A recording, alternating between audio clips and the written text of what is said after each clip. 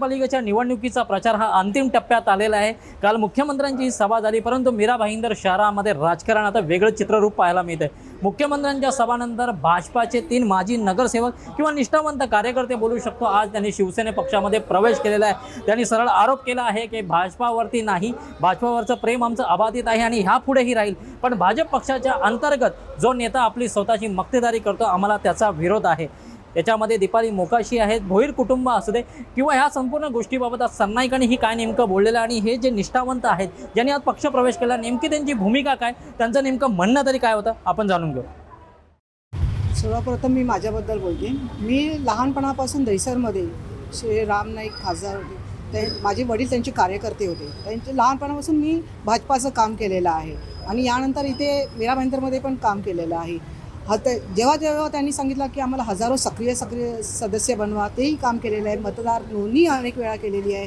म्हणजे जे संघटनेचं भारतीय जनता पार्टीचं काम आम्हाला आम्ही कुठे कमी पडलो नाही आहे। बस भरून भरून आम्ही कार्यकर्ते नेलेले आहेत त्यांच्या आपल्या भाजपाच्या कार्यक्रमात। असं असताना पण आज माझ्यासमोर एक लहान मुलगी कॉलेजमध्ये 13वीमध्ये आहे, तिला जनाधार नाही आहे, ती कधी जनतेमध्ये फिरली नाही आहे, तिला कोण काही तिचं अजून नाव पण कोणाला माहिती नाही आहे, कार्यकर्त्याच्या स्वरूपामध्ये पण ती कधी प्रकट नाही झाली आहे। अशा व्यक्तीला माझ्याऐवजी तिला तिकीट दिलेली आहे। मला जनाधार असतानाही तिला ही तिकीट दिलेली आहे। म्हणजे इथे कुठेतरी ही तानाशाही आहे, खाजगी आहे, जवळचे चमचे लोकांना त्यांनी साथ दिलेली आहे।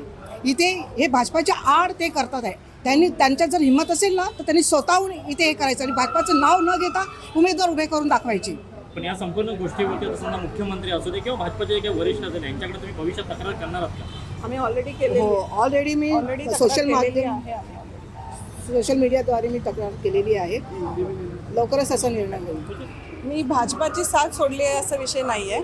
माझ्या वरिष्ठ नेत्यांशी सगळ्यांशी चांगले संबंध आहेत आणि ते नेहमीच राहतील युतीमध्ये।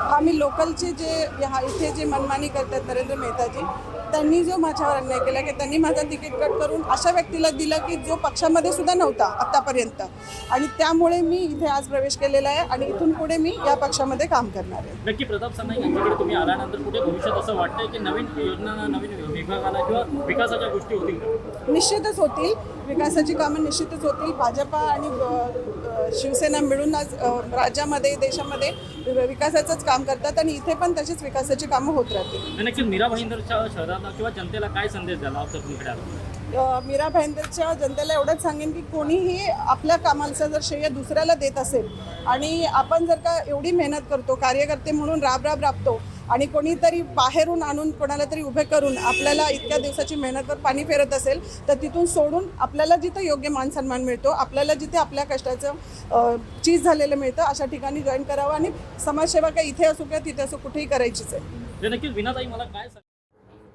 मी आदरणीय मुख्यमंत्र्यांच्या स्वागताचे बॅनर शहरामध्ये लावले होते आणि मी हे मुख्यमंत्र्यांना सांगून केलं।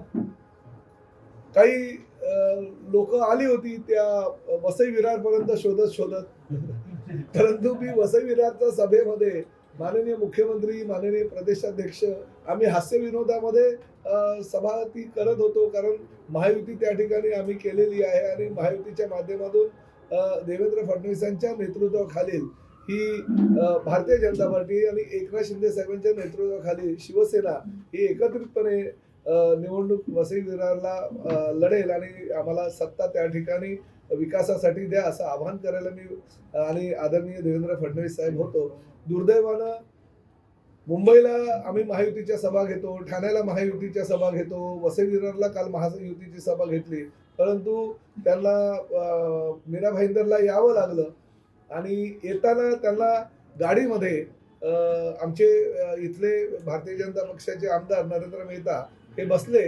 मला मुख्यमंत्र्यांनी आणि मी त्यांना नमस्कार केला, ते मीरा भाईंदरला यायला निघाले आणि त्यांना गाडीमध्ये काही मीरा भाईंदरच्या विकासाबद्दल सांगण्याऐवजी चुकीच्या पद्धतीनं त्यांना ब्रीफ केलं गेलं। म्हणजे ज्या गोष्टी प्रताप सरनाईकांनी पूर्ण केलेल्या आहेत, ज्या गोष्टी ऑलरेडी आता मंजूर झालेल्या आहेत, ज्या गोष्टींची कामं आता चालू आहेत, ज्या गोष्टी भविष्यामध्ये आपण डेव्हलप करणार आहोत अशा राज्य शासनाच्या माध्यमातून GR काढलेले आहेत, तर त्याबद्दलची त्यांना माहिती न देता, खरं तर राज्याचे मुख्यमंत्री आहेत, त्यांना स्थानिक नेत्यांनी जबाबदारीनं माहिती द्यायला हवी आणि ती खरी माहिती द्यायला हवी.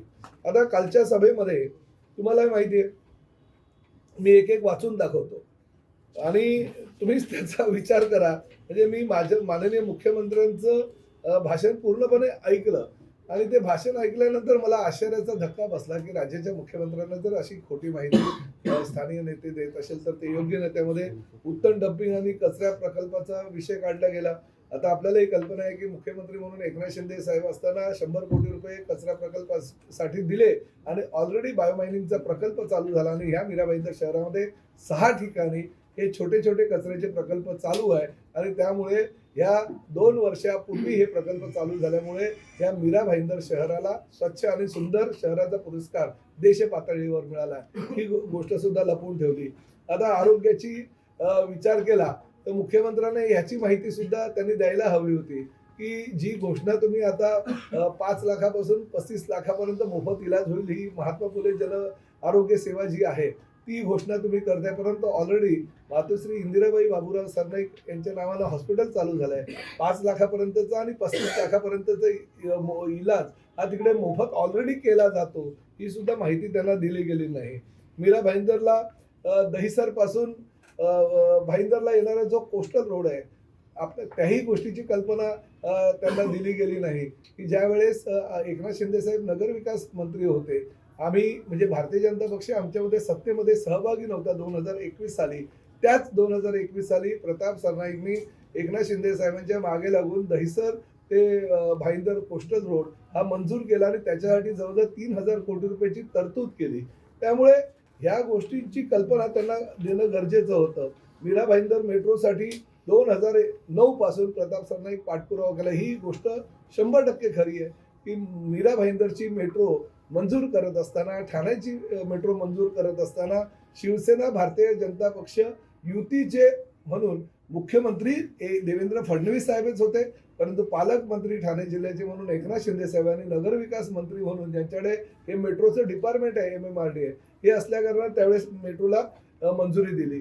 दुसरं बोलताना त्यांना आतापर्यंत नरेंद्र मेहता या भवनांच्या विरोधामध्ये आपल्या समोरच बोलत होते की भवनों का शहर का उन्होंने सोचा है का, पण त्यांच्याच पक्षाच्या नेत्यांकडनं किंवा राज्याच्या मुख्यमंत्र्यांकडनं ते चुकीच्या पद्धतीनं संबोधन करून घेत असेल की भवनासाठी जागा त्यांनी शोधावी आणि सरकार त्यासाठी पैसे देईल. परंतु परिस्थिती अशी आहे की ऑलरेडी जेवढा समाज मीरा भाईंदर शहरामध्ये राहतो त्यापैकी 70% समाजाला वेगवेगळ्या पद्धतीने समाज भवनं दिलेली आणि हे सुद्धा पुढे जाऊन सांगतो. उत्तर भारतीय भवनासाठी 38 कोटी रुपये दिले.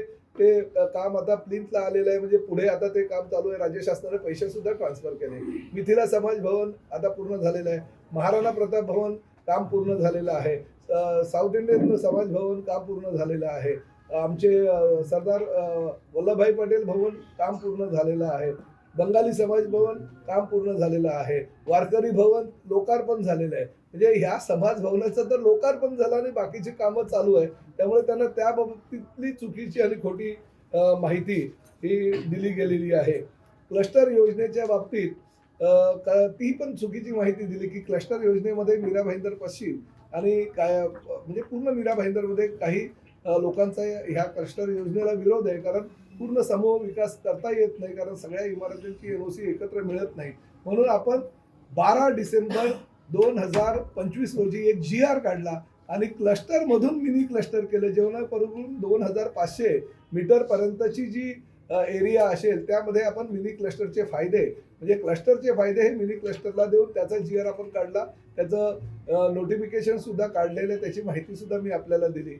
5 डिसेंबर 2025 रोजी मीरा भाईंदर शहरातील धोकादायक आणि ज्या अतिशय जीर्णावस्थेत असलेल्या सोसायट्या आहेत, इमारती आहेत, त्यांना वाढीव चटई निर्देशांक द्यावं म्हणून सुद्धा राज्य शासनानं GR काढलेला आहे. त्यामुळे धोकादायक इमारतींचा प्रश्न सुद्धा सुटलेला आहे.